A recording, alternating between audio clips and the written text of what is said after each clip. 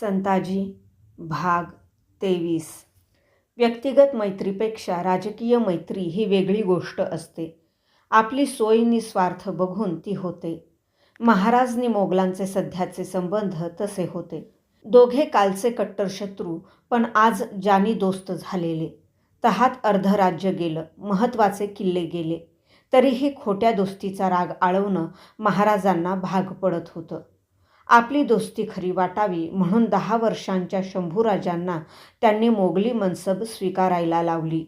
यावेळी दख्खनचा सुभेदार औरंगजेबाचा शहजादा मुअज्जम होता. शंभूराजे औरंगाबादेला त्याच्या भेटीला गेले तेव्हा सरनौबत प्रतापराव गुजर 5000 फौजेसह त्यांच्या सोबत होते. युवराजांच्या संरक्षणाचा जिम्मा म्हाळोजी बाबांकडे असल्यामुळे त्यांच्या पथकातला संरक्षक स्वार म्हणून संताजीही सोबत गेला.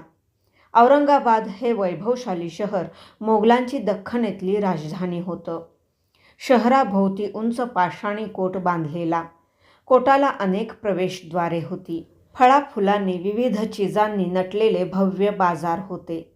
बाजारात परदेशी व्यापारी जवाहिऱ्यांची चहलपहल दिसत होती. नगरात उंच इमारती, प्रशस्त रस्ते नि बागा होत्या. शहजादे, सरदार यांच्या हवेल्या अत्यंत वैभवशाली. ठिकठिकाणी पागा, पायदळ, गजदळ सुसज्ज ठेवलेलं. प्रत्येक सरदाराला छावणीसाठी स्वतंत्र जागा दिलेली. आपापल्या नावाने पुरे वसवून ते तिथे राहत होते. संताजी मोगलांच्या सैन्याचं बारकाईने निरीक्षण करीत होता. त्यांच्या लष्करात पठाण, तुर्क, इराणी, हबशी, दख्खनी, अफगाण, राजपूत, मराठे अशा अनेक जातीचे लोक होते. प्रत्येकाची राहणी वेगळी, सवयी चालीरीती वेगळ्या. वरकरणी परस्परांशी ते अदबीने वागत, एक दुसऱ्याला भाई भाई म्हणत, पण त्यांच्यात मनापासून एकी नव्हती. तुर्क स्वतःला राज्यकर्ती जमात मानत. आपल्या श्रेष्ठत्वाचा त्यांना मोठा अहंकार. इराणी शिपायांना मोगल बादशहापेक्षा इराणचा शहा जवळचा वाटे. सुन्नी मुसलमान शियांचा द्वेष करत. इतर तुर्क, इराणी, अफगाणी हे श्रेष्ठत्वाच्या भावनेतून दख्खनी मुसलमानांना तुच्छ लेखत. दख्खनी मुसलमान संख्येने जास्त असूनही या परकीयांपुढे स्वतःला दुय्यम लेखून नमून वागत. पठाण, इराणी हे दिसायला गोरे, उंचेपुरे नि धिप्पाड. त्या मानाने तुर्क किरकोळ पण भलते काटक नि चपळ. ते उत्तम तलवारबाज होते. तुलघमा हे त्यांच्या लढाईचं मुख्य तंत्र.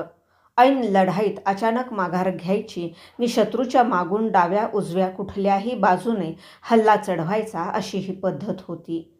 पठाण स्वभावाने धाडशी, तेवढेच कावेबाज नि क्रूर. लढाईत आघाडीवर राहून ते धडक हल्ले चढवत.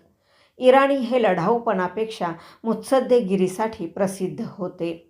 हबसानातून आलेले काळे रोम सिद्धी बहुधा पहाऱ्याच्या कामासाठी नेमले जात. या जाती लष्करी पेशात मुरलेल्या होत्या. त्या पेशाची मनापासून आवडही त्यांना होती, पण त्यांचं जगणं आरामतलब, खाण्यापिण्याचा, नाचगाण्याचा शौक दांडगा. त्यामुळे त्यांच्या लष्करी हालचाली मंदावत. त्यांच्या दृष्टीने लढाई म्हणजे आमनेसामने झडणारा खुला सामना. शत्रूने समोरून यावं, मैदानात भिडून आपल्याशी सामना करावा. जो भारी पडेल तो जिंकेल हा त्यांचा साधा हिशेब. गनिमी काव्याची लढाई त्यांना नीटपणे कळत नसे. जीवावर बेतण्याची वेळ येईपर्यंत ते लढत. संताजीला वाटे आपला मावळा यांच्या इतका धडधाकट दिमाखदार नसेल. अशी आधुनिक हत्यारे, तोफा, बंदुका, रुबाबदार अरबी तुर्की घोडे त्याच्या दिमतीला नसतील. पण त्याचा साधेपणा, काटकपणा, चपळता आणि मुख्य म्हणजे आपला राजा आणि राज्य यावर असलेली त्याची निष्ठा हे मोगल कुठून आणणार?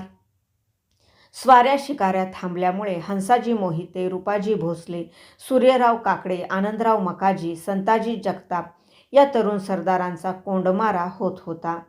तह उधळून मोहिमा पुन्हा सुरू कराव्यात. आपला गेलेला मुलूख, किल्ले झपाट्याने ताब्यात घ्यावेत ही त्यांची मनशा.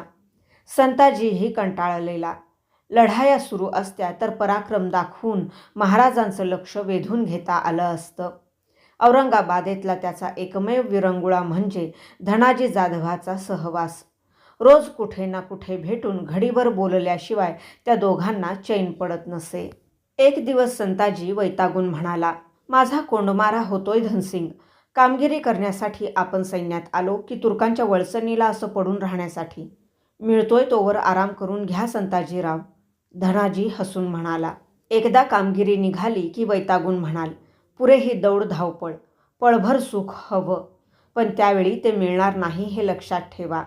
कष्टाची मातब्बरी कोण करतो जाधवराव? कष्ट करता करता मरू, पण ही ताबेदारी नको बुवा. थोडं थांबा. महाराजांसारखा राज्यकर्ता शांततेच्या काळातही गप्प कधी बसत नाही. ही शांतता मोगलांकडून त्यांनी विकत घेतली आहे असं समजा. म्हणजे? अहो, आपलं टिचभर स्वराज्य त्याच्या जन्मापासून अखंड शत्रूशी झुंजतंय. रयतेकडे त्यामुळे फार दुर्लक्ष होतंय. वेळच्या वेळी लावणी संचनी करणं, शेतकऱ्यांना तकवील देऊन मुलखाची मामुरी करणं हे काम लढाईहून महत्त्वाचं आहे. महाराज सध्या त्या कामात गुंतलेत. तेही बरोबरच आहे म्हणा. परचक्राने पेकाट मोडलेल्या शेतकऱ्याची अवस्था मी स्वतः पाहिली आहे. स्वराज्याच्या डोंगराळ नापीक मुलखात सतत गनिमांचं उल्हाण होत राहिलं तर त्यानं काय पिकवावं आणि काय खावं? आता कसं बोललात? पण तुम्ही आपले तयारीत राहा.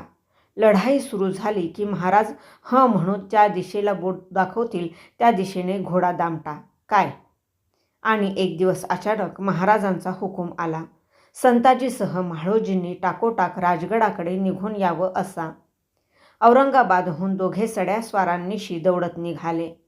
प्रवासात संताजीच्या डोक्यात एकच विचार घोळत होता. इतक्या तातडीने आपल्याला का बोलावलं असेल? एखाद्या मोहिमेवर आपली रवानगी तर होणार नाही. राजगडावर आल्यावर दोघे महाराजांच्या भेटीला गेले तेव्हा पेशवे, सुरनीस, सरनौबत यांना ते सूचना देताना दिसले. पावसाळा इतक्यात संपेल. आम्ही हुकूम दिला की मग म्हणाल अजून लष्कराचा गाढा झाला नाही, तर ही सबब त्यावेळी आम्हास चालणार नाही. आत्ताच पागांचा झाडा घ्या. स्वार, शिपाई, घोडी हालखुद आहेत याची खात्री करा. फडणीस, सबनीस, कारखानीस यांनी अंबारखान्याची पाहणी करावी. बारूद, तोफा, शस्त्रास्त्र यांची माहिती लगोलग आम्हास द्यावी. मोहिमेची धुंद उठली की आम्ही एक जरा कुणाचं ऐकणार नाही. महाराजांचं बोलणं ऐकून संताजीची कळी खुलली.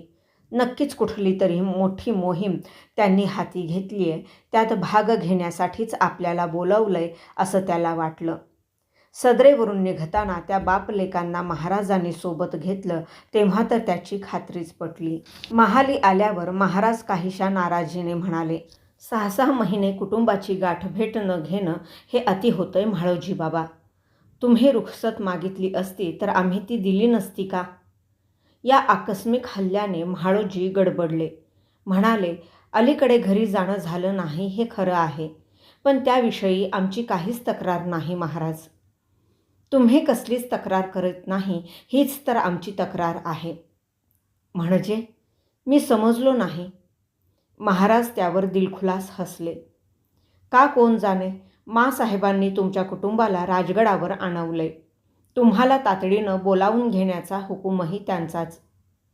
म्हाळोजी आपल्या तळावर परतले तेव्हा पुरते गोंधळून गेले होते. साडीचोळी करून जिजाऊंनी उमाबाईंची पतीकडे रवानगी केली. सांजेच्या वेळी त्या म्हाळोजींच्या तळावर आल्या. मेण्यातून पाय उतार होताच त्यांची आतुर नजर संताजीला शोधू लागली. पतीचा मुक्काम असलेल्या वाड्यात त्यांनी प्रवेश केला. वावभर जाडीच्या दगडी भिंती, आतले ऐसपैस 4 खण, वर तुळ्यांचा इमला अशी ती जागा होती. भिंतीतील कोनाड्यातून हवा आत येत होती. आत घुप्प अंधार दाटलेला. नजरेला काळोखाचा थोडा सराव झाल्यावर आतलं दृश्य अंधुक दिसू लागलं. भिंतीवर ढाली तलवारी लटकावलेल्या, जागा मिळेल तिथे कोपऱ्यात उघड्यावर भाले, बरच्या, विटे उभ्याने मांडलेले. आतल्या खोलीत एक जुनाट पलंग होता. त्यावर मळकट अभ्रे घातलेली गिरदी तक्के ठेवलेले. अदमास घेत उमाबाई आत आल्या. तोच पलंगावर बसलेली पतीची धिप्पाड आकृती त्यांना दिसली. केवढा अंधार दाटलाय, दिवा तरी लावायचा, त्या म्हणाल्या. तिकडे दुर्लक्ष करत वाघ गुरगुरावा तसं म्हाळोजींनी विचारलं, आधी हे सांगा, निरोप चिठ्ठी काहीच नसताना औचित आलात कशा? आल्यासारखं बस म्हणाल की सवालांची सरबत्ती सुरू कराल? त्यांच्या कडक स्वराने म्हाळोजी वरमले. बाजूला सरकत पत्नीला त्यांनी पलंगावर बसायला जागा करून दिली. उमाबाईंनी दिवा लावला. दिव्याच्या फिक्कट पिवळ्या प्रकाशात म्हाळोजी त्यांच्याकडे एकटक पाहू लागले. जिजाऊंनी नेसवलेल्या पिवळ्या धमक जरीच्या पैठणीत त्या लोभस दिसत होत्या. त्यांच्या आगमनाने त्या कोंदट जागेत नव्या कोऱ्या वस्त्रांचा, केसात माळलेल्या बकुळीच्या फुलांचा आणि अंगी लावलेल्या सुगंधी उटण्याचा सुवास दरवळू लागला. त्यांच्या अस्तित्वाने त्या जुनाट वास्तूला घरपण आलं. म्हाळोजींच्या मनाची कळी खुलली, पण रागाची उसणी ऐट त्यांनी कायम ठेवली. तुम्ही आमच्या प्रश्नाचं उत्तर नाही दिलंत. सांगते, आधी थोडा दम खाऊ द्या. पदराने तोंड पुसत उमाबाई पलंगावर टेकल्या. मग जरा वेळाने म्हणाल्या, तिकडच्या तर्फेच्या हवालदाराला आईसाहेबांचा हुकूम झाला तसा दारात मेनानी स्वार हजर, सोबत खुद्द आईसाहेबांचं पत्र. मग काय करणार? असं. पण कशासाठी एवढ्या तातडीने बोलावणं केलं होतं त्यांनी? ते मग सांगेन. आधी माझा पोर कसा आहे ते सांगा. लष्कराच्या भाकरी खाऊन वाळलेला असेल अगदी. का? त्या भाकरींनी पोट नाही भरत? पोट भरेल हो, पण भटारखान्यातल्या त्या बेचव अन्नाला घरच्या अन्नाची सर कशी येणार? मग लष्करात धाडण्याऐवजी घरीच नाही ठेवायचं त्याला? त्याच भटारखान्यातल्या भाकरी आम्हीही खातो. काय धाड भरली आहे आम्हाला? उमाबाई मान वेळावून लाडीक हसल्या. खट्याळपणे बोलल्या, अगं बाई, विसरलेच की. आधी तुमची वास्तपुस्त करायला हवी होती नाही का मी? पण म्हटलं तब्येत एवढी गरगरीत झाली आहे तर उगीच कशाला विचारा. शेवटी एकदाचं आमच्याकडे लक्ष गेलं म्हणायचं तुमचं. बरं ते जाऊ द्या. आईसाहेबांनी का बोलावलं होतं ते सांगा. पलंगाखाली सोडलेले पाय वर घेऊन उमाबाई मांडी घालून आरामात बसल्या. हाताचा मुटका हनुवटीशी धरत म्हणाल्या, संताजीचं लग्नाचं वय झालं तरी कर्तव्य का नाही म्हणून जाबसाल केला त्यांनी. मी म्हटलं मध्येच औरंगाबादेचं राजकारण उपटलं. बाप लेक तिकडेच होते म्हणून सवड झाली नाही. छान उत्तर दिलंत. मग काय म्हणाल्या त्या? चांगलासा मुहूर्त बघून या महिन्यात कार्य उरका म्हणून हुकूम दिलाय त्यांनी. याच महिन्यात? म्हाळोजी धास्तावले. कार्य म्हटलं की 1760 कामं नि कटकटी. त्यात संताजी आणि बहिर्जी दोघांचं एका वेळी करायचं म्हणजे? तुम्ही समजावून सांगायचं नाही त्यांना? कायंनी कसं सांगणार त्यांना? माझी बाई नाही हिंमत झाली. पण मी म्हणते होईल जराशी धावपळ, पण आता मागे हटायचं नाही. मला तर वाटतं खुद्द महाराजांनीच आईसाहेबांमार्फत हे घडवून आणलं असावं. कशावरून? त्या सांगत होत्या शिवबाच्या नजरेत कुलीन घरच्या मुली आहेत म्हणून. त्यावरून म्हणते मी. ते ऐकून म्हाळोजी गहिवरले. सदगदित स्वरात म्हणाले, परक्यांनाही आपलेपणाने पोटाशी धरणारी ही मायलेकरं खरोखर धन्य आहेत. दर्यासारखं एवढं मोठं मन देवाने यांनाच कसं दिलं असेल बरं? दौलतीचे धनी म्हणून त्यांना जन्म द्यायचा होता ना म्हणून. अहो, जीवाची कुरवंडी करणारी एवढी माणसं काय उगाच मिळवली त्यांनी? दोघांचा सुरू असलेला हा सुखसंवाद दाराबाहेर उभा राहून संताजी ऐकत होता. बऱ्याच वेळाने त्याने विचारलं, आबा, मी आत येऊ? या युवराज या. तुमच्या मातोश्रींनी अगदी धावा मांडलाय तुमचा. तो आत येताच उमाबाईंनी आलाबला घेत त्याला जवळ बसवून घेतलं.